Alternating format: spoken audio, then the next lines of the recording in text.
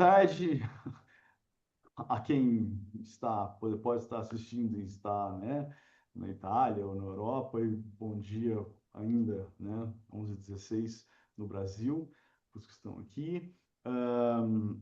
Vamos dar início, então, né, às apresentações aqui de mais esse encontro do Iberojur.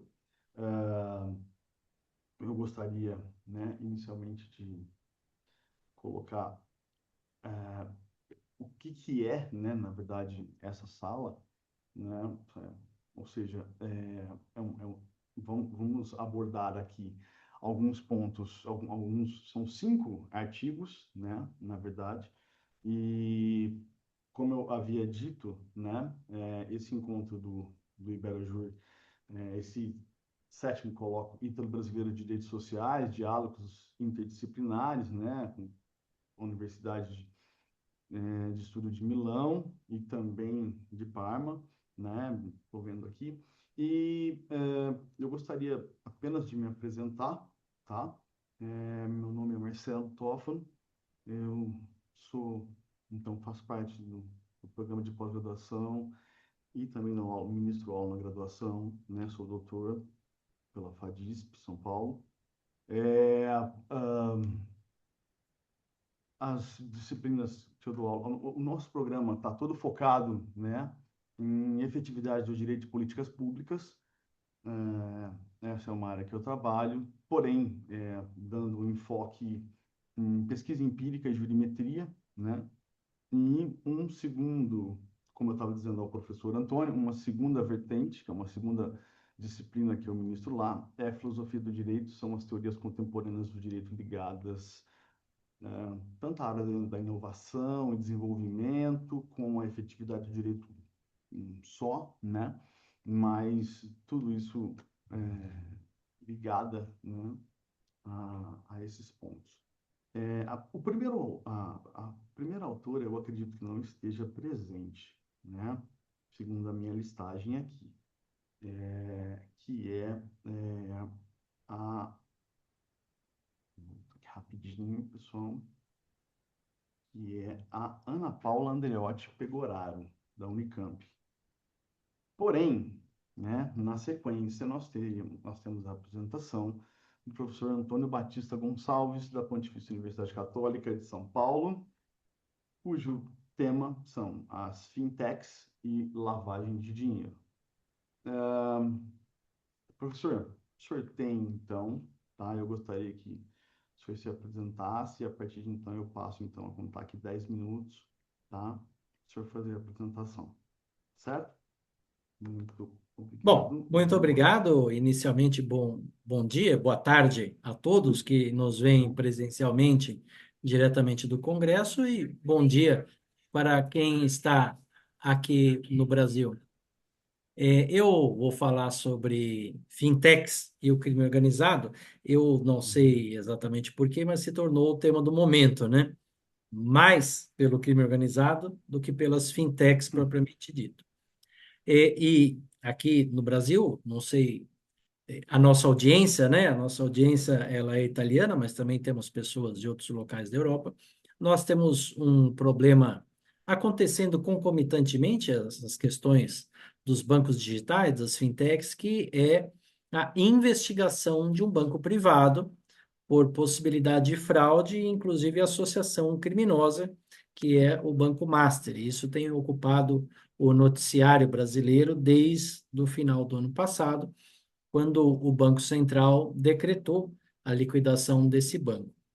O Banco Central que vem sendo muito requisitado e ativo, justamente em decorrência do que aconteceu na deflagração de uma operação da Polícia Federal, em conjunto com a Receita Federal e outros órgãos, inclusive o Ministério Público Federal, no que nós chamamos de Operação Carbono, e ela descobriu que várias fintechs foram utilizadas na lavagem de dinheiro de organizações criminosas, o que nós chamamos aqui no Brasil de facções criminosas. Então, como funciona essa operação? O dinheiro ele tem origem ilícita, é um dinheiro advindo do crime, e não necessariamente ele vem pelo comércio internacional de drogas, o tráfico, como ele também pode vir por tráfico de armas, ele pode vir por tráfico de cigarros. O cigarro é a segunda atividade mais lucrativa das facções no Brasil. Também tem tráfico de componentes eletrônicos de veículos roubados e furtados, e também aquisição de dinheiro advindo das comunidades por extorsão, por fornecimento de serviços clandestinos, como serviço de internet, fornecimento de gás, fornecimento de luz, inclusive, pasmem vocês, agenciamento de compra e venda de imóveis não regularizados, porque afinal as comunidades você não tem nenhum tipo de escritura ou propriedade, mas é comum as milícias principalmente, mas agora também as facções serem intermediários na compra e venda desses imóveis clandestinos e irregulares. E aí eles cobram uma porcentagem como se corretores fossem, ainda que não o sejam. Então, essa forma de arrecadar dinheiro tem proporcionado para a principal facção brasileira, que é o primeiro comando da capital, tem proporcionado uma renda. Quando o atual presidente, vamos dizer assim, né, o líder da facção, você pode equiparar a facção como se fosse uma multinacional. Então, o presidente dessa multinacional do crime é o Marcola, que ele chegou à liderança da facção em 2006. Por que eu estou falando tudo isso? Porque em 2006 o rendimento anual do primeiro comando da capital era em torno de 50 milhões de reais. Hoje, o rendimento anual do primeiro comando é de 1 bilhão de dólares. Então, é uma atividade extremamente lucrativa para eles. Só que quando você fatura muito dinheiro, você precisa utilizar esse dinheiro com alguma coisa. E você não pode usar o dinheiro advindo do crime sem que as pessoas saibam ou que eles chequem a sua origem. Então, você precisa fazer o que nós, na linguagem do direito penal, chamamos de lavar o dinheiro. Então, é um dinheiro de procedência questionável ou totalmente ilícita, você emprega numa atividade lícita e ele se torna um dinheiro lavado. Então, por isso que as fintechs passaram a ser utilizadas. O que é uma fintech? Para você ter uma boa comparação, é como se fosse um banco digital com menos requisições e instruções de funcionamento, até a operação carbono. Então, você não tinha a necessidade de demonstração de quem eram os seus clientes, quais eram os ativos, a procedência dos mesmos e como é que eles circulavam dentro da fintech. E aí você pegava esse dinheiro e a fintech ou fazia ele render ou terceirizava em outras atividades. Uma das atividades preferenciais da facção paulista são os postos de gasolina. E é aquela história, né? Quem é do crime termina fazendo outro crime. Então, eles adquiriram postos de gasolina e aí resolveram ter a brilhante ideia de adulterar combustível. Então, eles pegaram uma atividade ilícita, fizeram mais um ilícito com um dinheiro ilícito. Só que eles utilizaram uma atividade e uma instituição lícita, que eram e são as fintechs. Quando a Operação Carbono foi desvelada, se descobriu que tinha mais de 52 milhões de reais injetados em fintechs a fim de promover essa lavagem de dinheiro. Qual é a parte complexa disso? A partir daí, o governo percebeu que precisava regularizar melhor a fintech. E aí foi feita uma série de convênios e cooperações nacionais num primeiro momento. Então, agora em dezembro, foi feita uma parceria da Receita Federal do Brasil com o Banco Central, com o sistema do Sisbacen, evidentemente, mas com a Febraban, e para fazer uma verificação da existência dessas fintechs. E também, a partir da Operação Carbono, a Receita Federal promulgou uma instrução normativa exigindo uma série de comprovações equiparando as fintechs a um banco ou uma instituição financeira de uma maneira geral. E a partir daí, uma série de exigências foram feitas e eles passaram a ter que dizer quem são os clientes e a procedência do dinheiro. Se as fintechs dão toda essa procedência, nós ainda não sabemos. As medidas ainda são incipientes. Esse convênio, ele data de dezembro. E aí nós temos um outro problema, que são os mecanismos de investigação do Brasil, que são prioritariamente desatualizados. Então, o COAF, que é o principal instrumento de controle, ele tem 100 funcionários. Mas para verificação de ativos e desvio de dinheiro, somente 13 são designados no setor. Só que aí eles funcionam por um computador, e não é piada que eu vou contar a partir daí. O sistema do computador é de 1999. E ele sofreu 2 atualizações a partir daí. E eu falei com o presidente do COAF, eu perguntei para ele se a tela do computador era verde. E aí ele começou a dar risada. Mas o fato é que não tem uma tecnologia à disposição, não é nem o COAF que faz a manutenção desse sistema, é a própria Receita através do sistema Serpro, e claro que eles não têm nem material humano, e muito menos tecnológico, de fazer a verificação das 70 mil denúncias que eles têm diariamente. Então, isso faz com que uma série de crimes passem batido. Então, tem um comparativo, não é exatamente o escopo da fintech, mas um clube de futebol aqui do Brasil, São Paulo, ele foi pego em possíveis transações ilícitas justamente pelo COAF.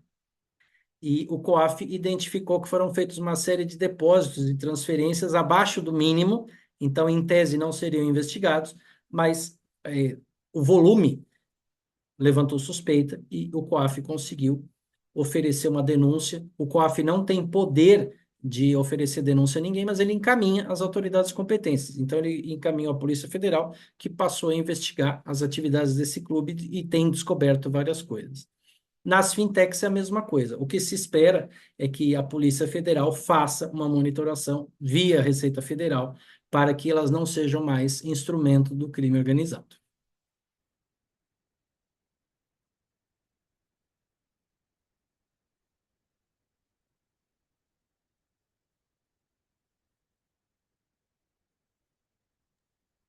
Encerrou? Não, eu Tinha cumpri meus 10 minutos. minutos. Você falou para eu ter Não, 10 minutos, eu não, cumpri, o meu senhor professor. apresentou em 9. É que eu comecei a contar a partir do momento que o senhor, depois que o senhor se apresentou. Então, assim, se o senhor Bom, você quiser quer, eu uso mais um concluir, minutinho para fazer uma conclusão, então não tem por problema. favor, claro, claro. Bom, então, a título de conclusão, qual é o desafio do Brasil para os dias de hoje? Primeiro, ter novos mecanismos de investigação. O Brasil caminha mal no enfrentamento ao crime organizado transnacional. Por quê? Os estados, eles ainda têm a velha política do confronto, e eles consideram que esse confronto eleitoralmente é positivo e significa uma retomada de território por parte dos estados.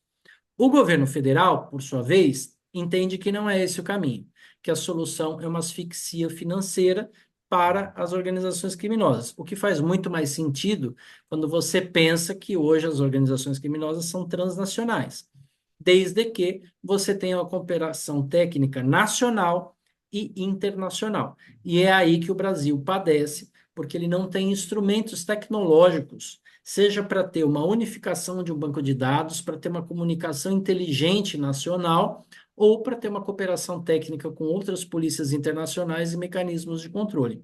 Então, é claro que tramita agora no Congresso Nacional a PEC da Segurança Pública e também tramita a lei antifacção. São dois caminhos que podem transformar o Estado nessa questão do crime organizado. Mas é essencial que se invista em tecnologia. O exemplo que eu dei do COAF é apenas um, mas a minha mensagem final é muito difícil você enfrentar um crime organizado que usa tecnologia de ponta, armamento extremamente sofisticado, drones com sensor térmico, sensor com infravermelho, que fazem ataques aéreos, ao passo que a polícia é totalmente analógica e faz um mandado de busca por papel. Então, há uma disparidade muito grande nas armas, paradoxalmente falando. O Brasil está muito atrasado, armamento desatualizado, tecnologia precária, e ele vai cedendo espaço para o crime organizado. Então, agora, hoje, no Brasil, nós temos um Estado paralelo. Então, você só vai retomar esse Estado paralelo não com violência, mas com inteligência e investigação. Professor, muito obrigado pela apresentação, tá? Realmente é um tema de uma pertinência premente aí, nós temos que ter uma máxima urgência para tratar dessas questões, porque realmente isso pode trazer, já traz, eu digo, pode trazer consequências no futuro muito piores, né? Eu nem sei se teremos soberania daqui para frente, né? Porque esse pessoal vai, né, tomar tudo. Só fazendo um adendo quando o professor fala de monitor verde, tá? Meninas, é o seguinte, lá no comecinho, tá? Quando não tinha nem o Windows ainda, tá? A gente tinha os primeiros monitores que surgiram foram monitores de fósforo verde. É um monitor que tinha uma tela preta e ele escrevia em verde, né? Um sistema DOS. Depois que vieram os monitores aí, vamos colocar, né, preto e branco, para depois a gente chegar nessa tecnologia. Então, assim, só para, tá? Eu não sei se vocês conhecem a história, mas, né, a colocação do professor é muito bem feita, porque eu fiquei pensando, pô, isso roda no Windows 2000, isso roda no 799, isso roda no Windows Vista, não roda! Isso vai rodar onde? Mas, enfim, vamos discutir isso depois, né? Vamos dar continuidade. Muito obrigado, viu, professor? Muito obrigado mesmo. A sequência agora, né? Vem, então, a apresentação da professora Cíntia Lessa da Costa e da Emily da Silva Campos, da Universidade Federal de Juiz de Fora, né? Cujo título é Trabalho Médico e o Mito da Autonomia. Análise de um discurso precarizante. Bom, da mesma forma, tá? Eu gostaria que vocês se apresentassem, né? E depois, então, eu passo aqui a contar os 10 minutos para a apresentação, tá bom? Bom, Vamos bom lá? dia a todos e a todas. Como a gente já mais ou menos conversou aqui, eu sou professora da Universidade Federal de Juiz de Fora, no campus avançado de Governador Valadares. Sou mestre e doutora em Direito do Trabalho. As disciplinas que eu ministro são Direito do Trabalho Comparado, Direito Internacional do Trabalho, Direito do Trabalho na União Europeia e no Mercosul, enfim. E aí eu trouxe, realizo iniciação científica dentro de um grupo de pesquisa meu, do CNPq, que é Direito Internacional dos Direitos Humanos e Trabalho, e no âmbito desse grupo de pesquisa, meus estudantes selecionados fazem iniciação científica, TCC, enfim. Hoje nós tivemos a alegria, né, de ter dois artigos selecionados, o artigo da Emily e o artigo da Mariana, e eu agora vou deixar a palavra para a Emily falar sobre o artigo que escrevemos sobre a situação dos médicos, né, e o discurso precarizante aqui no Brasil.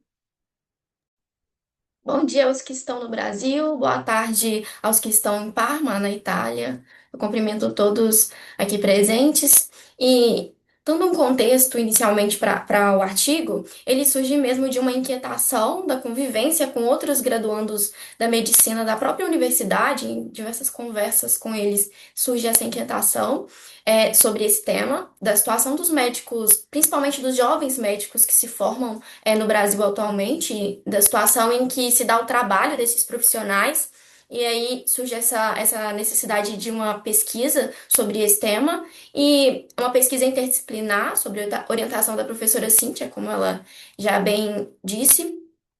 E para entrar propriamente no tema desse artigo, por ser mesmo um simpósio de direito comparado, contextualizando a situação do vínculo empregatício no Brasil, inicialmente. Então, justamente porque o tema principal sendo a pejotização, ele visa desconstituir esse vínculo empregatício. Então, no Brasil, é estabelecido pela Consolidação das Leis Trabalhistas, SLT, Decreto-Lei 5.452 de 1943, que para um trabalhador ser considerado um empregado, são necessários 5 requisitos fáticos jurídicos, elementos fáticos jurídicos, para que ele seja considerado um empregado. São eles que esse profissional ele seja uma pessoa física, então é necessário que o trabalhador preste o serviço, seja um indivíduo e não uma empresa ou uma entidade. É, o requisito da pessoalidade, ele deve prestar esse serviço pessoalmente, não pode ser substituído por outra pessoa. A onerosidade, então, ele tem que prestar esse serviço visando uma contraprestação financeira pelo seu empregador, paga para o seu empregador. A não eventualidade, que é o trabalho deve ser contínuo, habitual, não esporádico. E a subordinação, que o empregador ele tem que estar ali sobre um poder, o empregado tem que estar sobre um poder diretivo, seguindo horários, regras, de fato, numa estrutura organizacional em que ele é subordinado. Então, a pejotização ela surge como uma espécie de contratação na qual busca se afastar esses requisitos. No caso do trabalhador médico, dois requisitos em especial. Um que é a pessoa física, que é comum em toda espécie de pejotização, não só no trabalho médico, afastar esse requisito da pessoa física, exigindo que esse profissional constitua uma pessoa jurídica. E a subordinação, que no caso dos médicos, ela se dá não como uma subordinação clássica, na qual ele está submetido a essas regras, porque o médico ele tem uma liberdade técnico-científica. Então, é uma subordinação que a gente diz estrutural, porque ele está submetido ali nos estabelecimentos de saúde a uma estrutura organizacional em que ele não tem um poder de mando qualquer. Então, são esses dois elementos que são colocados em xeque na pejotização médica. A pejotização médica, enquanto uma precarização do trabalho, que é o que é analisado no artigo, ela é intensificada no Brasil quando esse processo de pedido de reconhecimento de vínculo empregatício, ele chega às instâncias superiores, em especial ao Supremo Tribunal Federal, quando ele fixa jurisprudência em relação aos profissionais médicos, considerando que esses profissionais são hipersuficientes. E a hipersuficiência é um instituto que existe na legislação brasileira, previsto no artigo 444 da CLT. Então, eles utilizam desse mecanismo legal para colocar profissionais, no caso, os profissionais médicos e profissionais liberais em geral, como sendo profissionais que possuem uma hipersuficiência técnica, que deriva de fato do fato dele ter uma formação superior, então supõe-se que ele tem um conhecimento jurídico para decidir qual a melhor forma de contratação para ele, de forma que ele não se submeteria a um título de trabalho precário. E que ele teria também uma hipersuficiência econômica, de forma que ele também não se submeteria a esse trabalho precário, justamente por não necessitar disso economicamente. Então, eles alegam justamente que não é possível a pejotização médica, então, que seria esse instituto de fraude para afastar o vínculo empregatício, justamente por esse profissional ser hipersuficiente. Apesar dessa fundamentação técnica jurídica apresentada pelo Supremo Tribunal Federal e fixada em jurisprudência, essa não é uma realidade no Brasil. Isso porque esse fenômeno atinge, em maior medida, jovens médicos, que não só não possuem qualquer conhecimento técnico, jurídico, para decidir qual a melhor forma de contratação para ele, quanto não possuem hipersuficiência econômica. E essa hipersuficiência econômica não existe no Brasil em virtude de um crescimento de fato exponencial de médicos.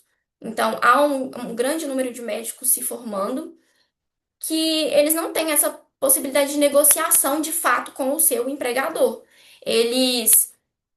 É oferecida uma oportunidade de trabalho que é por meio que é por meio da PJ, que é por meio constitui-se uma pessoa jurídica e presta o seu serviço. E não há possibilidade de negociação. Você aceita, caso você não aceite, outro profissional vai aceitar e vai ocupar o seu lugar. Então, existe quase de forma automática. E uma coisa que chama muita atenção, inclusive conversando com jovens médicos que estavam na graduação e estavam se formando, é justamente a captação. É feita uma captação contábil desses profissionais para a abertura do CNPJ logo que se formam. Então, começa essa captação desses profissionais ainda na graduação, para quando se formam, eles já fazem a abertura desse CNPJ para prestarem o serviço. Justamente porque essa é a principal forma e a forma que é oferecida para a prestação do serviço médico no Brasil atualmente. e isso por si só já representa uma violação do artigo 23 da Declaração Universal dos Direitos Humanos, que prevê uma livre escolha do trabalho. Se você impõe uma forma de contratação por um contrato de adesão, que é muito importante isso também, não há forma de negociação nenhuma, é um contrato de adesão que é oferecido para aquele profissional e ele tem a possibilidade de aceitar ou não. Caso você não aceite, não há contrato. Simples assim. Que representa uma clara violação ao artigo 23 da Declaração Universal dos Direitos Humanos, porque não há livre escolha de trabalho, nem da forma de contratação, nem dos moldes que esse trabalho vai se dar. A própria criação dessa figura do trabalhador hipersuficiente na legislação brasileira, ela trata esse trabalhador que tem graduação superior e um salário acima da média remuneratória como um trabalhador que não necessita de proteção estatal ou de tutela sindical para negociar os seus direitos. Então, uma clara violação a não só aos direitos individuais desse trabalhador, mas aos direitos sociais. Uma violação ao fato desse trabalhador, como PJ, ele não ter direito aos seus direitos sindicais de fato. Então, é uma situação muito triste enfrentada por esses profissionais. Então, esse serviço médico que deveria ser prestado como pessoa jurídica, e ele deveria vir com uma autonomia quase intrínseca, poder de mando, a possibilidade de negociar os moldes em que se dá a sua prestação de serviço, isso não ocorre, como já dito. Então, usa-se de um instituto que deveria vir, que é o Instituto da Hipersuficiência, do trabalhador hipersuficiente, que deveria vir como uma realidade de negocial para o trabalhador, uma liberdade negocial no trabalho, ela vem como um instituto utilizado pela jurisprudência do Supremo Tribunal para justificar a precarização do trabalho. Então, a realidade que tem-se desses profissionais são jovens médicos, como eu já disse, em condições de trabalho desgastantes, em regimes de plantão, especialmente em que eles não têm direito a nada. Ultrapassam esse horário de plantão de 12 horas e não tem-se como discutir horas extras, não tem como se discutir qualquer direito. É uma situação de trabalho insalubre por si só, por ser um hospital, e não tem-se como discutir nenhum desses direitos, justamente por ele estar em um negócio jurídico entre empresas ali. E ele não tem direito sequer digamos, a uma violação do direito também de ação, porque quando ele chega à justiça, isso não vai ser reconhecido de forma alguma, justamente pela jurisprudência fixada pelo Supremo Tribunal. E aí, dois pontos que se tornam preocupantes nessa pesquisa é justamente essa imposição dessa forma de contratação, que atinge a parcela de profissionais mais vulneráveis da medicina, que são os jovens médicos recém-formados, alguns endividados, que não têm opção de fato, estão endividados, precisam trabalhar e vão aceitar essa forma de contratação, e outros que buscam um ganho rápido de dinheiro justamente para se afastar dessa forma de trabalho. Então, buscam se especializar por meio de uma residência médica, para que não tenham que trabalhar em regimes de plantões, que é o que é oferecido para eles. Então, é uma realidade muito, muito preocupante. E se esse fenômeno tem atingido de forma tão deliberada, de forma tão grave, profissionais que têm ainda no Brasil, são considerados profissionais que têm certo prestígio, sendo médicos e também afeta advogados, e outras profissões, arquitetos, os profissionais liberais em geral, escancara-se que se isso está acontecendo de forma tão grave com esses profissionais, ainda mais com profissionais que têm uma vulnerabilidade ainda maior, uma subordinação ainda maior. Partindo já para a conclusão, a análise desse trabalho ele parte para Portugal justamente para analisar como se dá a contratação desses profissionais em outros países. E aí faço uma análise da contratação médica em Portugal. Então, finalizando justamente, a pejotização médica, da forma como ela ocorre no Brasil, ela disfarça vínculos empregatícios, enfraquece a proteção social dada ao trabalhador e acaba não só por afetar os seus direitos individuais, mas por comprometer valores fundamentais do direito do trabalho, sob a perspectiva dos direitos humanos. Então, é uma relativização do princípio da proteção dada ao trabalhador em detrimento de um negócio jurídico formado pelo vínculo com a pessoa jurídica. Assim, a hipótese que se formula e a própria hipótese conclusiva para, de fato, talvez sanar um pouco esse problema, seria, de fato, reformulação desse conceito de hipersuficiência, para que ele passe a levar em consideração a real vulnerabilidade desses profissionais, uma vulnerabilidade estrutural que atinge os profissionais liberais no Brasil. na qual a ideia de autonomia não pode ser presumida, mas deve-se considerar que essa ideia de autonomia pelo senso comum, ela não escancara o desequilíbrio real existente nesse contexto. E é essa a realidade dos profissionais médicos no Brasil, uma realidade muito triste, que afeta uma parcela muito vulnerável desses profissionais e que acaba por afetar a sociedade em geral, porque esses profissionais não vão prestar um serviço eficiente e saudável aos seus pacientes quando submetidos a condições de trabalho tão desgastantes sem qualquer direito trabalhista. Então, é basicamente isso. Muito obrigado, tanto a professora Cíntia quanto a doutora Emily aí, pela apresentação, né? O tema também é Professor, muito se se importa interessante. de falar um pouquinho mais alto? Não, Obrigada. não, queria agradecer, né, pela apresentação, um tema realmente muito importante, muito. Eu tenho um sobrinho que se formou no ano passado, e a primeira coisa que ele fez foi abrir uma empresa para prestação de serviço. Senão, ele estava lascado e não poderia trabalhar, né? E não está nem um pouco feliz com relação a isso. Fico bastante lisonjeado aí de participar da apresentação de vocês, né? Tenho certeza que os debates, principalmente com essa questão que vocês abordaram, né, desse comparativo Brasil-Portugal, acho muito importante isso para nós, brasileiros, né? Afinal de contas, está nos tribunais essa questão da prejudicialização, mas nós precisamos dar prosseguimento aqui, pelo menos para quem está presente aqui na sala, né? É, eu não sei se vai ser o último, mas que seria mais um aqui artigo, no caso, né, eu acredito que orientado e escrito pela doutora Cíntia Lessa da Costa e também agora pela Mariana Perazio Giviciez ou Givisias Dividir Fonseca? isso, um Givisias conceito. Fonseca. Ah, e também da Universidade Federal de Juiz de Fora, cujo título é o seguinte: Direitos Humanos e Trabalho, uma análise da hermenêutica aplicada pela Suprema Corte Brasileira em matéria de trabalho. Muito bem, da mesma forma, tá? A doutora Cintia já se apresentou, né? Depois, Mariana, então quero que você faça a sua apresentação e você tem 10 minutos para apresentar, tá bom? Aliás, você. Muito obrigada. De nada. Bom dia, boa tarde a todos e todas. Como a gente já tinha comentado um pouco antes, eu me chamo Mariana Perazzi e sou graduanda em Direito pela Universidade Federal de Juiz de Fora, no campus avançado de Governador Valadares.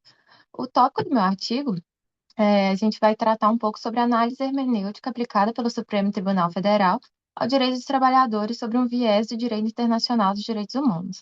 O ponto de partida do estudo justamente é a constatação de que o trabalho digno é um dos pilares da justiça social e um dos fundamentos da República Brasileira. Por conta disso, a nossa pesquisa, produzida como iniciação científica, como a professora já havia mencionado, dentro do grupo de pesquisas de direitos humanos e do trabalho, baseia-se na teoria de juristas trabalhistas como Antônio Augusto Cansado Trindade e Flávia Piovesan, que defendem, primordialmente, essa universalidade, indivisibilidade e interdependência entre direitos civis e sociais, em que não entre os direitos humanos, perdão. Dessa forma, eles entendem que não deveria existir uma hierarquia entre os direitos civis e sociais, muito menos entre diferentes tipos de direitos de segunda dimensão, como, por exemplo, saúde, trabalho, educação. No entanto, a hipótese central do nosso artigo é que o STF não confere aos direitos trabalhistas a mesma obrigatoriedade que garante a outros direitos fundamentais. E assim acaba por permitir a flexibilização desses direitos e, consequentemente, sua precarização também. Para entender essa crítica, a gente precisa lembrar que o direito internacional dos direitos humanos existe uma interpretação pró-homem, que privilegia sempre a norma mais favorável à pessoa humana. Assim, conforme defendido pelos autores, os direitos sociais são plenamente exigíveis na prática e não devem ser vistos meramente como promessas do governo desconectadas da realidade, mas sim como compromissos éticos e jurídicos do Estado. Apesar dessa base teórica que a gente aborda no início do artigo, a gente também observa que na prática tem uma dualidade interpretativa por parte do Supremo Tribunal Federal. Assim, quando a gente analisa a jurisprudência da Suprema Corte em saúde e educação, se comparada com o direito do trabalho, a gente observa que há uma aplicação vigorosa dentro da saúde e educação desse princípio da máxima efetividade dos direitos fundamentais. Nesses âmbitos da saúde e educação, a Corte frequentemente afasta a argumentação de reserva do possível, ou seja, de escassez de recursos públicos, para privilegiar a dignidade da pessoa humana. Sobre esse tema, no campo da saúde, um dos exemplos é o recurso extraordinário 566471, julgado em 2024, mas de relatoria de Marco Aurélio, do ministro Marco Aurélio, mas o acórdão foi redigido por Barroso. Nesse caso, o STF reafirma que o Estado tem dever de fornecer medicamentos de alto custo, mesmo que eles não sejam incorporados no SUS, desde que preenchidos certos requisitos de excepcionalidade. Nesse sentido, a lógica é justamente que o direito à saúde é um pressuposto de direito à vida, não podendo ser ignorado pelo governo sobre justificativas meramente orçamentárias. Nesse mesmo sentido, o agravo de instrumento 23.2469, também de relatoria do ministro Marco Aurélio, já julgado por sua vez em 98, garantiu o fornecimento gratuito de medicamentos para tratamento de AIDS, reforçando justamente essa posição de proteção à saúde individual como obrigação política e ética inafastável do Estado, que não pode ser ignorado por questões e razões meramente orçamentárias. No campo da educação, apesar das limitações financeiras que o Estado eventualmente sofre, a Suprema Corte costuma atuar nesse mesmo sentido, de garantir o acesso aos direitos fundamentais. Nesse contexto, o recurso extraordinário 500.171, julgado dessa vez em 2008, de relatoria do ministro Lewandowski, nele, a Corte declara inconstitucional a cobrança de matrículas de taxas para matrículas em universidades públicas, entendendo justamente essa questão de que a gratuidade da educação pública é um preceito central para a democratização do ensino superior. Inclusive, essa decisão ainda foi uma das responsáveis por gerar uma súmula vinculante da STF que diz justamente isso, que a cobrança de taxa de matrícula das universidades viola o disposto no artigo 206, inciso 4 da Constituição, que garante justamente a gratuidade do ensino público nos estabelecimentos oficiais estatais. Mais incisivo do que essa decisão também foi o recurso extraordinário com agravo 761127, em que o STF decidiu que o Judiciário pode sim obrigar o Poder Executivo a implementar políticas públicas para garantir tanto vagas na educação básica, ou até mesmo reformas em escolas que estejam em situações precárias, e que isso não acarretaria numa violação ou exacerbação do exercício do judiciário, não violaria o exercício do executivo, seria apenas uma forma de garantir justamente o acesso à educação.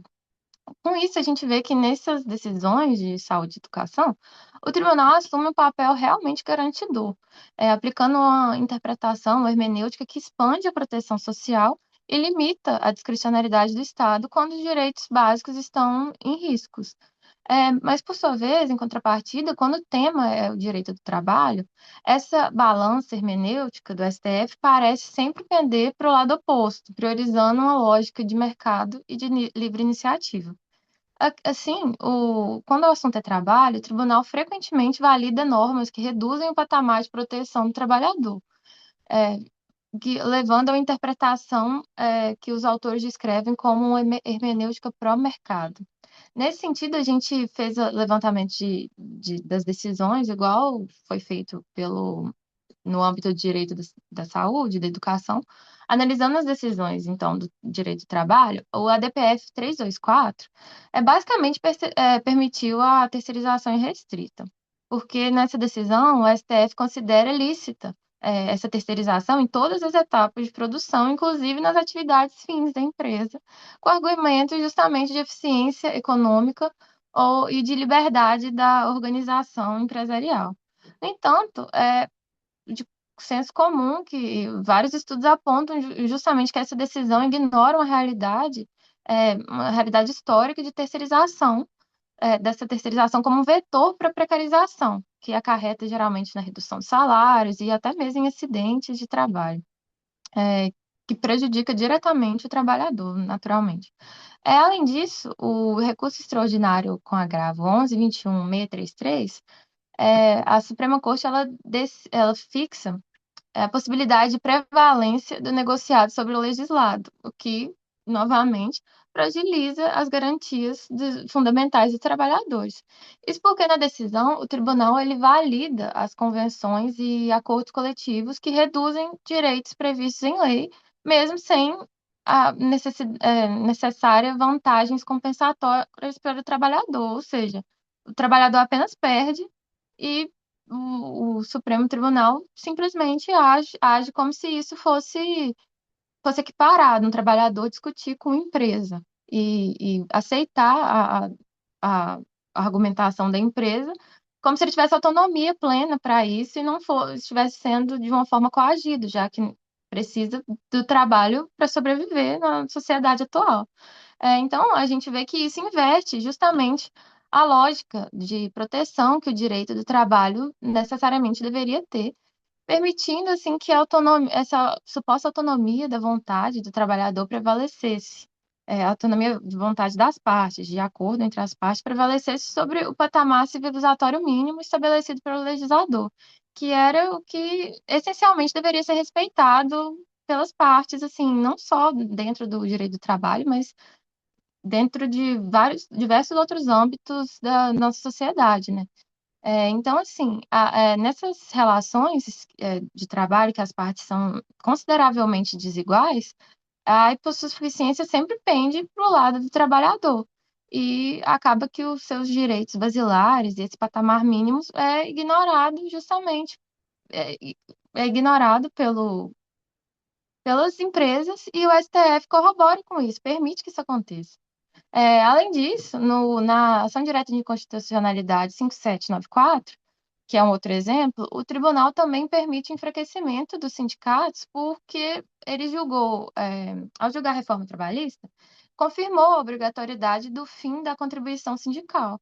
Assim, embora o argumento inicial tenha sido de liberdade de associação, na prática a gente vê que essa decisão asfixia financeiramente as entidades sindicais, fragilizando justamente a capacidade dos sindicatos de resistir à precarização e de defender os interesses coletivos da categoria. Então, assim, foi uma forma de acabar com a força e tornar os sindicatos entidades assim sem poder nenhum de influência em nada, né? Principalmente no diálogo com as empresas e na defesa dos trabalhadores. Assim, diante do que foi falado, dessas decisões trazidas, a gente vê que a postura do Supremo Tribunal revela justamente uma hierarquização velada, visto que, assim, enquanto a saúde e a educação são protegidas como direitos humanos intocáveis e fundamentais, o direito ao trabalho é tratado como uma mercadoria flexível e sujeita às flutuações e interesses do capital, né, do mercado. Então, resumidamente, para finalizar, essa hierarquização ela compromete a indivisibilidade necessária de indivisibilidade e igualdade entre os direitos humanos. Então, ao flexibilizar o trabalho, a STF prejudica diretamente o acesso ao direito à saúde e educação, já que a precarização laboral afeta os direitos fundamentais como um todo e a própria cidadania. Com isso, essa prática afasta o Brasil dos seus compromissos internacionais perante a ONU e a OIT, e por isso, no nosso artigo, a gente defende a necessidade da STF incorporar o controle de convencionalidade, alinhando suas decisões e jurisprudência à própria jurisprudência internacional, como da Corte Interamericana de Direitos Humanos, com o intuito de garantir que o trabalho digno receba o mesmo estatuto protetivo dos demais direitos sociais e das demais dimensões de direitos humanos. Então é isso, eu agradeço a atenção e a oportunidade de falar um pouco sobre esse trabalho tão importante. Muito obrigado, Mariana. Mais uma vez, tá, Mariana e a Cíntia, né, pela apresentação do trabalho. Né? Dessa vez, essa análise, né, de interpretação, essa análise hermenêutica é sempre muito bem-vinda, né? Principalmente quando se trata da Suprema Corte Brasileira de um tema tão complicado vamos dizer assim, né, premente no Brasil hoje em dia. Bom, eu acredito que não haverá mais apresentações. Estou correto, pessoal do Beira-Ju? Porque a Ana Paula Andreotti Pegoraro e também a Denise não estão presentes. A gente pode fazer, então, aqui a parte de discussão? Hum, cri, cri, cri, cri, cri, cri. Vamos lá! Vamos começar, então, pelo trabalho do professor Antônio Batista Gonçalves, né? Fintechs e lavagem de dinheiro. E eu vou deixar, então, que vocês, na verdade, possam fazer uns comentários e depois ou se quiserem, eu posso começar enfim, tá? Pois não, professor, fique à vontade. É, muito obrigada, professor Marcelo. Professor Antônio, o senhor chegou a comentar, né, sobre os projetos de lei, emenda constitucional, relativos às facções, enfim, segurança pública. O senhor teria a possibilidade de comentar um pouquinho desses projetos para a gente? Porque a gente lê na notícia, mas quem não é do direito penal fica um pouco confuso, né? Vai aumentar o poder da Polícia Federal? Não vai? O que que isso significa? Elas têm alguma coisa nelas que trata desse assunto que o senhor trouxe, que é a falta de investimento em tecnologia, enfim, para combater o crime organizado? Tem algo nelas que faz esse resguardo? Enfim, se o senhor puder comentar um pouquinho, qualquer coisa, só para esclarecer para a gente. Eu vou dar a resposta jurídica perfeita. Nós temos aqui uma quase advogada e uma advogada, jovem advogada. Resposta jurídica perfeita. Depende. Depende. Né? Depende, porque nós temos a PEC que foi apresentada pelo governo, que é diferente do relatório da PEC que está na Câmara. E Uhum. nós temos o projeto de lei antifacção, que foi apresentado pela Câmara, foi descaracterizado pelo Senado e agora vai ser reanalisado na Câmara. Então, por isso que depende. Então, vamos lá, falando um pouquinho de cada um. A PEC da Segurança Pública. A gente nem sabe agora se ela vai prosperar, porque o seu maior defensor foi embora, que é o ministro Lewandowski, Ricardo né? Lewandowski. É, E qual é o problema? Eu mencionei isso ainda que en passant na minha apresentação, mas tem uma clara divergência de visão sobre a segurança pública. Enquanto o governo federal ele prima pelo investimento numa investigação tecnológica preventiva que ele mesmo não possibilita, os estados eles querem um protagonismo por parte da população. Então, eles entendem que se fizer um trabalho de inteligência, quem vai receber o mérito será o governo federal e não o governador. Em tempos de eleição majoritária, como as que temos em 2026, isso é uma péssima propaganda para eles. Só que a população, por sua feita, também tem normalizado a violência, porque a sensação de insegurança é tamanha para a sociedade brasileira e nós tivemos a maior massacre de uma operação policial na história do Brasil, 121 pessoas mortas. Quando foi feita uma pesquisa, a população falou que bom, deveria ter matado mais. Então, isso mostra que pouco importa quem é o inimigo, desde que não seja eu o morto. Então, a PEC da segurança pública, ela tem por objetivo otimizar as formas de investigação. Então, a primeira possibilidade feita pelo ministro era um Plano Nacional de Segurança Pública, feito pela União, estados e municípios. Só tem um probleminha nessa questão. Qual é o plano? Ele não apresentou. Então, os estados entenderam que isso significa que eles iam perder autonomia. E foi aí a briga em cima da PEC. Porque não é que eles, ao perderem autonomia, eles perdem protagonismo. Não, ao perderem autonomia, eles perdem recurso, porque vem do Fundo Nacional de Política Pública. E eles não querem isso.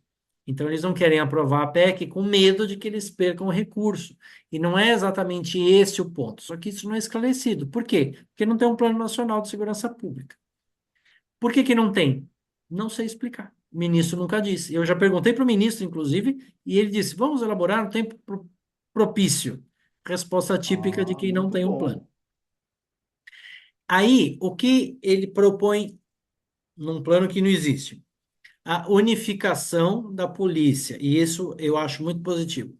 A unificação da polícia federal rodoviária, federal hidroviária e federal ferroviária, porque são eles que cuidam das fronteiras interestaduais e, inclusive, das fronteiras nacionais e internacionais. Isso faz muito sentido. Os estados, por sua vez, falaram: não, não, não. A Polícia Federal vai cuidar dessas coisas, a autonomia é minha. Eu que faço a fronteira. Tá, e como é que você investiga? Não, isso é um outro problema. Não, como assim um outro problema? Não, você não vai mexer na minha autonomia. É o que o professor Marcelo falou assim: não sabemos sequer quem é o dono da soberania. Pois é, os estados sabem, são eles. Não vão conceder para ninguém. Segundo problema, o, isso já caiu. O ex-ministro queria que as polícias se comunicassem entre si e que tivesse como viga-mestra a Polícia Federal, justamente porque é a polícia que é mais tecnológica das três. E os estados falaram não, porque quem manda na Polícia Federal é o governo federal. E quem manda na Polícia Militar e na Polícia Civil são os estados. Então eles falaram: não, isso não vai acontecer. Então isso já caiu.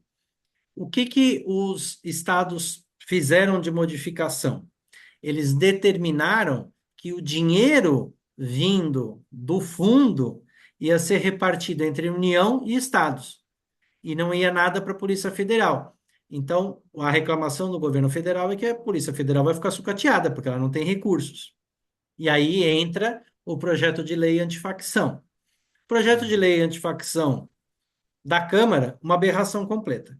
Você simplesmente descapitalizava a Polícia Federal e tirava todos os instrumentos de verificação, inclusive a obrigação de qualquer investigação ser autorizada pelo governador. Isso mataria a Polícia Federal. Isso foi descaracterizado, graças a Deus, no Senado Federal, e aí foi feita uma modificação muito interessante, que é justamente a injeção de recursos. O governo federal identificou de setembro de 24 para frente, que ele estava perdendo muito dinheiro por conta das bets. Quer dizer, não significa que ele está preocupado com quem perde muito dinheiro com a bet, e sim que ele, governo, não tem recebido Claro, dinheiro por conta desse dinheiro. claro. Então, ele resolveu regularizar as bets. Mas regularizar como? Tributariamente. E aí fez uma série de concessões, exigências para o pagamento, inclusive, da existência da BET, e aí a arrecadação aumentou exponencialmente e o Estado ficou super feliz. O que que acontece com a população? Isso não é problema do Estado. A população que lute. O fato de 3 em cada 4 apostadores perderem tudo, isso é apenas um detalhe. Mas o que interessa para a lei antifacção? Nessa alteração proposta pelo Senado, 15% do total apostado, não do arrecadado pela casa de É, aposta. E isso é muito importante diferenciar. Quando a casa de aposta diz o quanto ela recebeu, ela pode maquiar esse balanço. Agora, quando você pega o arrecadado pelo apostador, aí o dinheiro é crível, porque é o dinheiro que entra. Então, 15% desse dinheiro obrigatoriamente será revertido para fundos de investimento a serem geridos pela Polícia Federal ou para a Polícia Federal. A estimativa do Congresso é que isso seja algo em torno de 30 bilhões de reais por ano. Mas Então, calma, aí, mas isso na verdade, bom, porque era de se imaginar que a gente eventualmente começasse a construir uma política pública para conter as pessoas, esses gastos das pessoas com as bets, certo? Mas agora errado. deixa de ser do interesse do Estado que elas parem Eles não querem de conter gastar. nada, eles querem que Não, o então, mas apostador o gaste apostador mais. aposte mais. Então, essa é uma É, medida que vai na contra. Gente, meu Deus. olha, e assim, sem querer te cortar, professor, mas assim, eu fico pensando, o Estado está fomentando para que o cidadão aposte. E isso tem destruído famílias, tem pessoas que estão suicidando por dívidas, Assim, a coisa tá feia, né? Não por acaso, o É, Brasil hoje é o quinto país no mundo em volume de apostas. Então, não só as bets vão ganhar com o vício em jogos, mas o Estado também. É isso. Principalmente o Estado, porque o Estado ainda ganha um dinheiro paralelo para regularizar a existência da própria Bet. né? E na legislação já tem alguma coisa falando de como nós vamos cuidar dessas pessoas que estão viciadas? Não, Se nada. tiver alguma coisa na legislação, eu sou obrigado a cuidar. Então é melhor não ter, né? E assim, e o Então principal, qual é o voltando. grande problema? O Estado ele quer regular porque ele tem uma série de impostos a arrecadar a partir daí. Só que para o Estado cuidar do apostador, ele tem que fazer políticas públicas de saúde mental. Ele não tem Sim. infraestrutura para isso. E Uhum. mais, nós temos um endividamento da população brasileira que está em 78%. E o gasto médio com bet de quem ganha menos de um salário mínimo por mês é de R$ 164. Meu Deus do céu. Então, significa que o Estado não está preocupado com a população. Só que Nem um desses pouco. R$ 164, o Estado lucra em torno de 17%. Assim, Tanto que só foi isso. possível fechar o orçamento porque foi feita a concessão das leis das bets e isso liberou uma verba para o Brasil de algo em torno de 50 bilhões e fechou o orçamento do ano, senão o Brasil não fechava o orçamento fiscal. Assim, só para dar mais um pouquinho de fogo aí aumentar um pouquinho o fogo jogar mais um carvão aí nessa fogueira, mas eu fico pensando o seguinte, né? Porque as bets não são fintechs, apesar de terem uma característica parecida e tudo mais, elas são, na E as facções verdade, usam as duas. exato, elas são, na verdade, uma forma de as facções poderem lavar o dinheiro, né? Então, assim, quando o governo favorece, né, se favorece apenas fazendo no caso, criando um imposto, né, para regulamentação dessas bets, automaticamente toda esse endurecimento, né, regulatório, através da Operação Carbono Oculto, através dessa instrução normativa 2278 de 2025, tudo isso acaba por terra, porque eles vão continuar, a não ser que a gente, né? Aí eu queria tocar nesse ponto aqui. Porque do jeito que está, o interesse do Estado é o seguinte: não, deixa do jeito que está, que cada vez mais eles vão apostar e cada vez mais nós vamos lucrar. De uma certa forma, é isso, né? Sendo bem informal aqui e direto. Mas eu gostaria de te ouvir um pouquinho, professor Antônio, acerca dessa asfixia financeira que o senhor propõe como uma espécie, tá, de política pública no sentido de conter, né, as facções criminosas. Olha, nesse aspecto, aí entra a segunda parte, complementando para a doutora Cíntia, a segunda parte da lei antifacção. Então, Uhum. dentre os instrumentos, e aí é outra aberração horrorosa que tinha sido feita na Câmara. A Câmara tinha proibido que os agentes da Polícia Federal trabalhassem disfarçados. E era Uhum. obrigatório a demonstração dos nomes infiltrados. Quer dizer, então, Uhum. você tem um agente infiltrado que todo mundo sabe quem é. E como é que essa pessoa ia ficar viva? Não tinha a menor condição. Então, a forma de investigação para essa asfixia também passa pelos instrumentos de investigação na internet intermediária e na internet profunda que nós chamamos, que é a Deep Web e a Dark Web. Via Dark Web. Na Deep Web, você consegue ter acesso se você tem um conhecimento médio de programação ou de informática em geral. A Dark Web você não consegue se você não tem um convite específico. Para Uhum. você ter esse convite, você precisa ser um agente infiltrado, senão você não consegue entrar. O que que você tem na Dark Web fora tudo?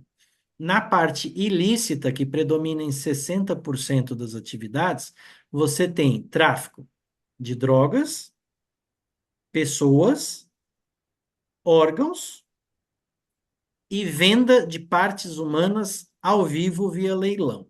Além disso, Claro. você tem, eu não vou falar disso porque senão eu vou monopolizar o negócio. Você tem tráfico de drogas, você tem a regimentação de mão de obra ilícita, você tem instigação ao terrorismo internacional e uma série de outras coisas. E aí você tem o pagamento, e é aí que eu vou começar a responder o doutor Marcelo. O pagamento disso é feito através de criptomoeda. E a cripto, inclusive, Hum, pode ter origem ilícita. Por que não? Ora, pois. E aí, esses instrumentos de verificação e controle já começam da Dark Web para frente. E aí, essa asfixia financeira funciona a partir daí. Então, a Polícia uhum, Federal ela tem trabalhado de uma maneira muito positiva através dessas investigações e operações. O ano passado, nós tivemos mais de 4 operações no Ceará para desmantelamento de máquinas caça-níqueis que eram dominadas pelas facções. Eles adulteravam as máquinas para que elas nunca dessem dinheiro e aí eles ficavam com a renda. Na questão das bets, o crime organizado, ele injeta uma fortuna para fazer a aposta e ele manipula o resultado. Ele coloca um terceiro de boa fé, uma pessoa que não tem ficha criminal, não tem folha de antecedentes, e aí esse vai ser o sorteado, só que ele é membro do crime organizado. E aí, como esse dinheiro ele é lícito, porque ele é adivino da aposta, você lavou o dinheiro. Então, qual é a dificuldade hoje? A nossa legislação em torno da lavagem de dinheiro é desatualizada. Ela não tem previsão de um orçamento. Isso vai ser corrigido se o projeto de lei antifacção for aprovado, porque esse orçamento será, entre aspas, em torno desses 30 bilhões anuais dos recursos de 15% advindo das bets. Como é que você vai fazer esse investimento tecnológico? Isso que não sabemos. E aí é a discussão que nós temos hoje no Planalto sobre o que deve acontecer com o Ministério da Justiça e da Segurança Pública. Ao passo que uma parte da liderança defende que esse ministério deve ser dividido, e aí você ter uma política só para o Ministério de Segurança Pública, e aí você faz um segundo ministério que seria só o da Justiça. Há uma corrente muito forte política dizendo que isso pode ser um tiro no pé se a PEC da segurança pública não for aprovada. E aí, como hoje a segurança pública é o assunto mais prioritário do brasileiro e, olha só que maluco, é o assunto menos tratado pelo governo federal até então. É tido como o calcanhar de Aquiles do governo federal. Então, eles querem ter uma resposta, porque é ano eleitoral, então eles querem mostrar serviço, entre aspas. Só que eles têm muito medo de mostrar serviço criando mais um ministério e não ter a PEC da segurança pública. Então, eles querem fazer um acordo que hoje não existe, porque tem um racha entre o governo federal e o Congresso. Eles querem fazer um acordo de fazer uma pseudo-união, que todo mundo se vire amiguinho de novo, deu o mindinho, né? Faz o Pinky Promise para as eleições e depois cada um segue por si. Então, essa asfixia financeira, ela funciona com trabalho de investigação e depende muito dos organismos invisíveis, que seria o uhum. COAF, seria a FEBRABAN, seria a Receita Federal, seria o Sisbacen com o Banco Central. Só que vocês têm visto no Banco Master o que o Supremo está tentando fazer com o Banco Central. Uhum. Então, pode ser que esteja uma descaracterização para a segurança pública. E aí, no final da conta, sempre quem padece e quem paga somos nós, os cidadãos brasileiros. Obrigado. Acho que sobre esse trabalho a gente pode encerrar, porque nós temos 10 minutos aqui até meio-dia e meia. Eu gostaria então de trazer aqui à baila, né, para discussão o trabalho da doutora Cíntia e da doutora Emily sobre trabalho médico, o mito da autonomia, né, uma análise do discurso, discurso precarizante. Assim, eu fiz alguns comentários aqui, né, e eu gostaria só de começar. né, é que, assim, vocês sustentam realmente, né, que não decolhe de uma escolha autônoma do profissional, mas de uma imposição de mercado, né, no contexto brasileiro. E aí vocês fazem uma espécie de estudo de direito comparado, né? E eu gostaria de saber, assim, quais elementos concretos que foram, assim, extraídos, né, dessa experiência portuguesa como parâmetro para poder, é, né, vamos entender assim, medir esse processo de pejotização aqui no Brasil, um caráter totalmente impositivo e precarizante e jamais voluntário. Só eu não faço pergunta, eu só faço, na verdade, provocações. Então, a escolha de Portugal, ela se dá muito porque Portugal tem o SNS, né, que é o Sistema Nacional de Saúde, que é similar ao que a gente tem aqui no SUS. Então, essa análise, para ela partir de um ponto igualitário, em certa medida, para chegar a algum resultado que de fato possa ser aplicado ao Brasil, primeiro é necessária essa equiparação. Então, por isso, Portugal. Quando a gente parte para a análise de Portugal, vê-se que tem muita similaridade e a possibilidade da prestação de serviço também por pessoa jurídica lá é possível. Há muitas similaridades em certas medidas. E apesar de. Há, inclusive, essa discussão foi feita em um congresso português sobre toda essa questão do trabalho médico em Portugal, e verifica-se que também há muitas falhas no que envolve a precarização do trabalho médico em Portugal. Só que, em certa medida, digamos que as diferenças se mostram principalmente na questão sindical.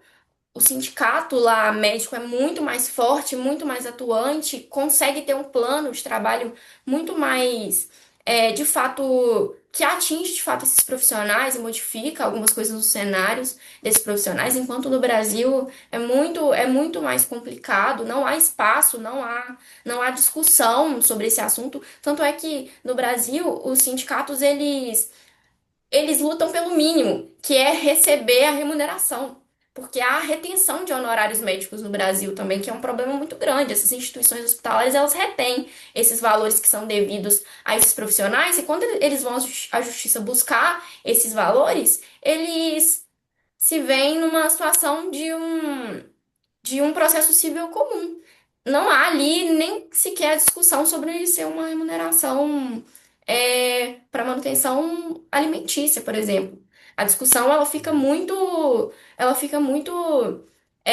prejudicial ao profissional de fato. Então lá primeiro essa diferença na atuação sindical muito grande. E também, inclusive, nos programas de especialização. Porque enquanto no Brasil a gente tem a residência médica, enquanto o profissional ele recebe algo a título de bolsa, como se fosse uma bolsa estudantil, de fato uma bolsa estudantil, lá de fato um contrato de trabalho. Aqui no Brasil, esses profissionais, quando eles vão para o sistema público ou sistema privado trabalharem, se especializarem, eles têm ali também uma contratação que é como um processo de aprendizagem. Lá há um contrato de trabalho de fato. Então, os Uhum. tratamentos jurídicos, inclusive, são diferentes. E ainda, um dos principais pontos é que há para os profissionais médicos em Portugal ainda a liberalidade de escolha. Se optam pelo sistema público ou optam pelo sistema privado, há ainda a liberdade de escolha em relação à sua contratação, que no Brasil não existe de fato. Há diversas, o próprio Sistema Nacional de Saúde, o Sistema Público de Saúde português, ele traz diferentes possibilidades, inclusive para esse profissional ser contratado, não só no sistema particular. Então, há de fato diversas diferenças que, a título de direito comparado, traz grandes contribuições para a gente analisar o quanto o trabalho médico no Brasil está sendo precarizado e fica uma situação alarmante. Inclusive, eu acabei de receber um print dos médicos mendigando plantão em grupos, porque nem assim, nessa condição precária, eles conseguem trabalhar. Então, é de fato uma situação muito, muito alarmante se comparado com Portugal, apesar dos problemas também no sistema português. De fato, assim, no Brasil é uma situação muito mais precária e não há sequer algo para defender eles, porque o sistema o trabalho sindical no Brasil ele é muito mitigado nesse sentido, se comparado ao sistema português. Por favor, Professor Antônio? à vontade. Eu quero. Você sabe, né, doutora Cintia, a gente tem que dar uma cutucada, senão não tem graça nessa conversa, né? A grande reclamação é a vida, né? A grande reclamação do governo português é justamente a sobrecarga que o brasileiro clandestino proporcionou no dia a dia do sistema Sem português dúvida. e fez com que ele liberasse o colapso. Então, tudo que a Emily falou, ela tem razão, só que o brasileiro ele foi com tanto interesse para se apoderar desses benefícios que ele esqueceu de se legitimar nesse processo. E uma boa parte dos clandestinos que lá estão usufruem de todo o sistema estrutural português e começaram a quebrar o Portugal, sendo que eles estavam ilegais. Então, e aí teve uma Reparação grande. histórica, professor, reparação histórica. Vieram aqui, tiraram tudo, vamos lá. Não, Isso não, não se não. discute, isso Reparação não se histórica. discute. Só que, qual é o problema? Na questão da isonomia, quem já era regularizado também se deu mal. E nós sabemos, e a doutora Cintia, ela já foi nos defender aqui, ela mal sabia ela que eu já ia fazer isso. O que as pessoas não sabem é que o governo português já trata xenofobicamente o brasileiro legal, imagina o clandestino. E aí foram feitas uma série de alterações legislativas, e é isso que eu queria que você falasse um pouco, e o que impactou para o brasileiro a partir dessas reformas que dificultam a permanência do brasileiro legal e principalmente do ilegal. Então, o nosso trabalho ele não perpassa muito sobre essa matéria, porque o trabalho ele vai versar mais sobre uma comparação entre, de fato, a forma como esses profissionais eles estão inseridos no mercado de trabalho português, em comparação com a forma como os trabalhadores brasileiros, os médicos brasileiros estão inseridos no mercado de entidades médicas do Brasil, assim, em geral. Então, a gente não perpassa muito sobre esses impactos, justamente porque a ideia era provar o quanto que o nosso modelo, ou melhor, investigar se o nosso modelo era de fato algo tão inédito, se isso de fato não ocorria em outros países, e se ocorria em outros países, se era na mesma medida do Brasil, com tanta violação de direito escancaradamente, ninguém falando sobre isso. Porque nem mesmo os profissionais médicos eles têm noção sobre isso. Inclusive, em um trabalho que é das fontes que a gente traz para o nosso trabalho, faz essa investigação e é poucos os profissionais que eles têm noção do que está acontecendo com o mercado de trabalho no que tange a eles. Eles sabem que está difícil, mas eles não têm noção nenhuma das aplicações jurídicas. Eles sabem que eles têm que abrir uma empresa, têm que trabalhar e tudo mais, só que não tem implicação, não sabem de nada das implicações que isso advém. Agora, sobre o contexto português, a gente não entra muito nessa parte digamos, dos impactos pro brasileiro que está lá inserido nesse sistema, talvez usufruindo do Sistema Nacional de Saúde, porque de fato o brasileiro legal ou ilegal ele usufrui de forma é, ilimitada do sistema, assim como no Brasil, né? Usufruindo do SUS, sendo legal ou ilegal. Mas, A professora professor Cintia quiser Antônio, fazer algum apontamento. na verdade, eu quero agradecer ao professor Antônio pelo novo tema de IC que você trouxe para a gente. Tá? Então, muito Ótima obrigada, ideia! professor Não Antônio. precisaremos do chat GPT, não Excelente. precisaremos do chat Não GPT para dar uma precisaremos, não ideia. precisaremos. Excelente. Obrigada, Sensacional, professor Antônio. sensacional. Ah, alguém mais quer comentar? A gente pode passar para o último? Podemos? É, não, então, a doutora Cintia Lessa da Costa também, Mariana Perazzo, é, Direitos Humanos e Trabalho, né? Análise da hermenêutica aplicada pela Suprema Corte Brasileira em matéria de trabalho. Eu, na verdade, fiquei um tanto quanto preocupado com isso, né? Quando eu li, afinal de contas, vocês colocam isso através de um resumo, né? Que tudo bem, faz parte, né? E eu fiquei pensando, fiz alguns apontamentos, fiquei pensando, falei, bom, se elas concluíram que o STF aplica uma hermenêutica de direitos humanos de forma plena para a saúde e educação e acaba flexibilizando, né, essa lógica quando se trata de direitos trabalhistas, né, meu Deus,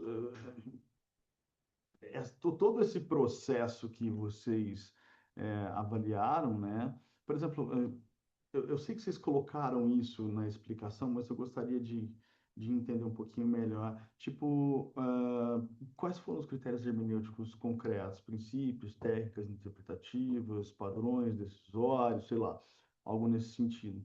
Porque, assim, né, para o Supremo Tribunal Federal, né, essa flexibilização de direitos trabalhistas em nome de uma lógica de mercado, como vocês colocam aí, através do neoliberalismo, a visão neoliberalista, o STF está esvaziando a própria noção de trabalho como um direito humano fundamental, né? Convertendo numa possível proteção social em matéria de variável econômica. Então, assim, eu gostaria nesse sentido, tá provocando vocês para comentar.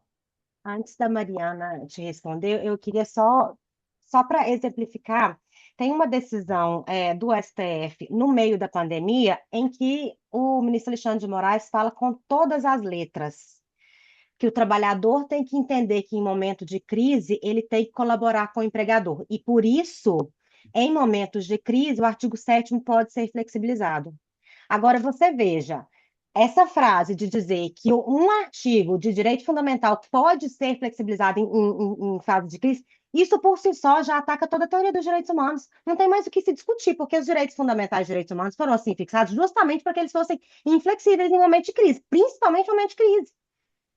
Então, assim, a Mariana vai falar para vocês, né, se vocês quiserem os critérios hermenêuticos, as técnicas que nós utilizamos e tal, mas é muito exposto, não é nem uma coisa sutil, não é nem sutil. Olha, é interessante ver isso, né, e perceber esse tipo de fundamentação. E eu vou contar uma coisinha rápida para vocês aqui, mas eu era um amante do direito do trabalho na graduação, tá? E engraçado que o meu TCC, o meu trabalho de conclusão de curso, foi sobre a flexibilização da jornada e do salário, né, até então previstas, né? E eu me lembro que nós estávamos tendo uma palestra na faculdade com o professor Sérgio Pinto Martins, que é um nome importante, né? E eu estava no meio do trabalho, perguntei para ele, doutor, qual que é o limite que o senhor entende que seja possível flexibilizar esse salário e essa jornada? Rapaz, para que que eu fiz essa pergunta?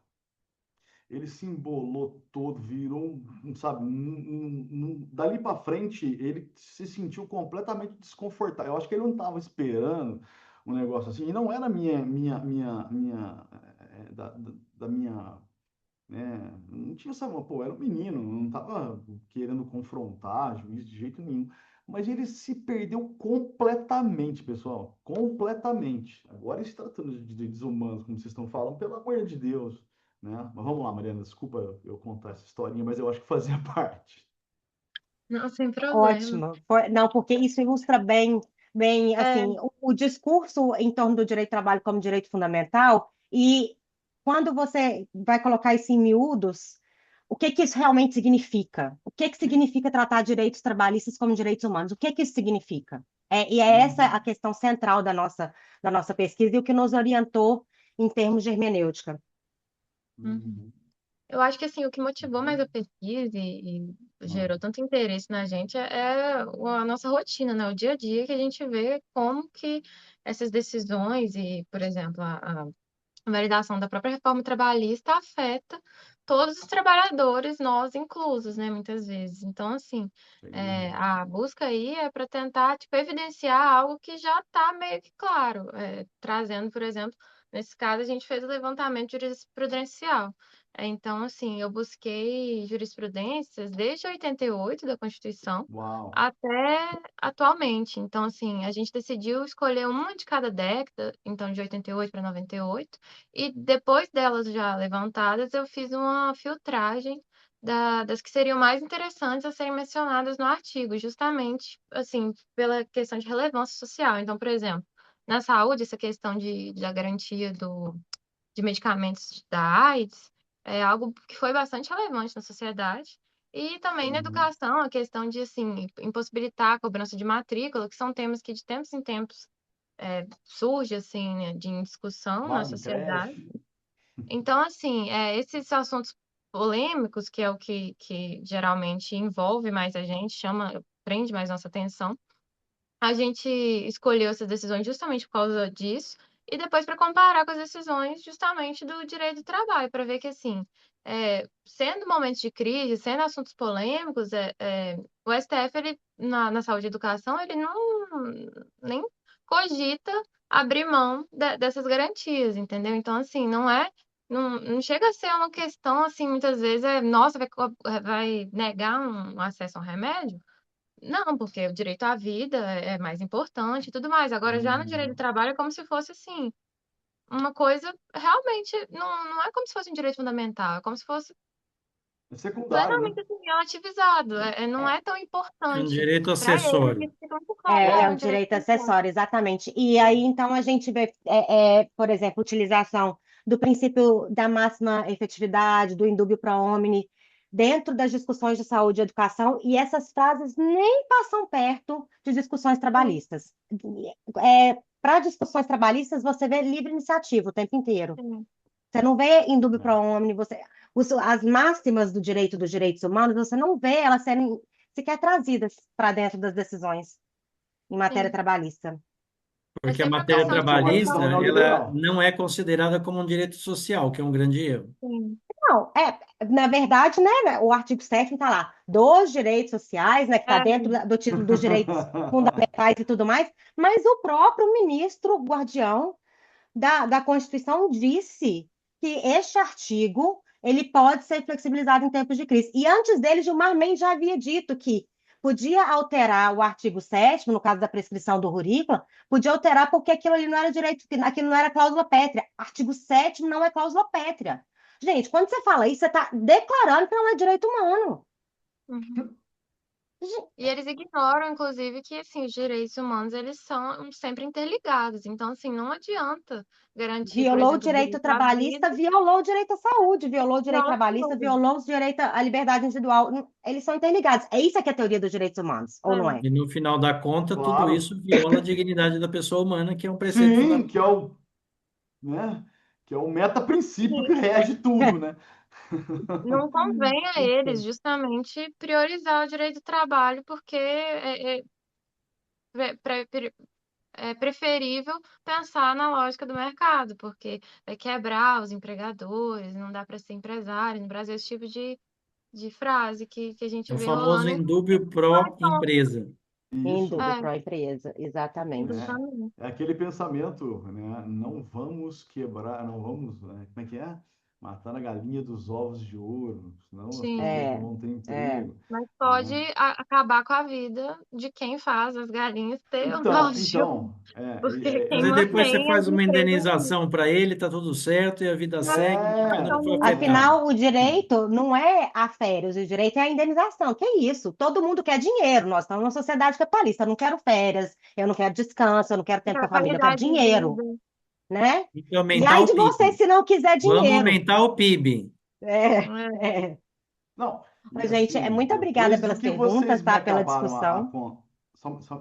depois do que vocês acabaram de me contar, que dentro da análise jurisprudencial que vocês realizaram, principalmente a Mariana falando aí desde 88, né, que vocês encontram muito mais a expressão livre iniciativa do que qualquer coisa relativa a direito fundamental, né, direito humano ao empregado, já, já demonstra uma visão neoliberalista capitalista fundamental, né, nas decisões do Supremo Tribunal Federal.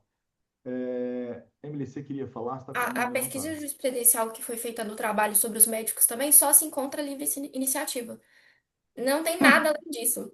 Tem o ministro Alexandre de Moraes falando claramente, ó, eles escolhem isso porque eles querem benefício tributário e depois querem reconhecimento. Aí ele fala assim, se querem reconhecimento, a gente volta e cobra todos os impostos que deveriam ser devidos deles como se eles fossem pessoas físicas, como se eles fossem trabalhadores. Tipo, tudo de imposto de renda. A gente volta, retroage tudo e cobra tudo. Ou seja, tudo Minou para o a direito de empresa. ação, acabou. Ninguém vai fazer reclamação trabalhista nenhum, médico nenhum, porque se fizer, a gente vai retroagir tudo e vai cobrar tudo que for de imposto de renda passado. Então é bem escancarado assim, nem E esconda. eu adoro a frase, como se eles fossem trabalhadores. Uhum. Essa é É, ótima. Isso. boa, boa, boa, boa. Para fechar, gente, eu preciso encerrar aqui, já são 12h40. Eu gostaria, se possível, eu acho que no Instagram eu encontrei o professor Antônio e a Emily. Eu não sei se eu estou correto aqui, mas eu gostaria, se vocês pudessem, Cintia e Mariana, colocar o endereço de vocês para que a gente pudesse ter um contato, né? Eu já adianto aí ao professor Antônio que eu tenho muito interesse sobre fintechs e sobre lavagem de dinheiro, tá? Então, assim, se o senhor puder contribuir com uma pesquisa, se o senhor puder, se o senhor quiser escrever em parceria, do jeito que o senhor já estou E- e- Eu propondo vou aqui que eu vou ajudar entrar em assim. contato. Bom, meu Instagram é super complexo, Antônio Gonçalves. É. E lá no meu Instagram eu vou postar mais tarde. Saiu um Hum. artigo que eu fiz justamente sobre fintechs. Opa, boa, Então vou postar hoje. E boa. eu escrevi um artigo científico sobre isso no final do ano, que ele deve Uhum. entrar no próximo bimestre na revista da IOB, que hoje é a Uhum. SEIG, né? É a revista de Direito Penal e Processual Penal. E eu falo exatamente sobre isso, fintech e as organizações criminosas. Então, quando sair, eu vou postar lá no meu Instagram, e se vocês quiserem, eu encaminho, não tem problema Opa, nenhum, o faço artigo para questão. vocês. Faço E questão. já que a direção nos escuta, espero estar com vocês todos presencialmente no ano que vem no Congresso para falar sobre algum tema envolvendo crime organizado ou similares. Sem dúvida. Doutora Cíntia, a senhora tem um endereço Então, no Instagram? eu queria que vocês me passassem de vocês, porque como eu quase não entro no Instagram, eu não sei qual que é o meu, Tá. mas aí eu Eu posso adiciono fazer o vocês. seguinte. Bom, meu também não tem muito segredo, tá? Mas eu posso fazer o seguinte: eu tirei um print da tela aqui, eu vou marcar vocês, e aí, tá? Se no caso, se puderem, estou tentando digitar, como é que tá? Maravilha. Tá?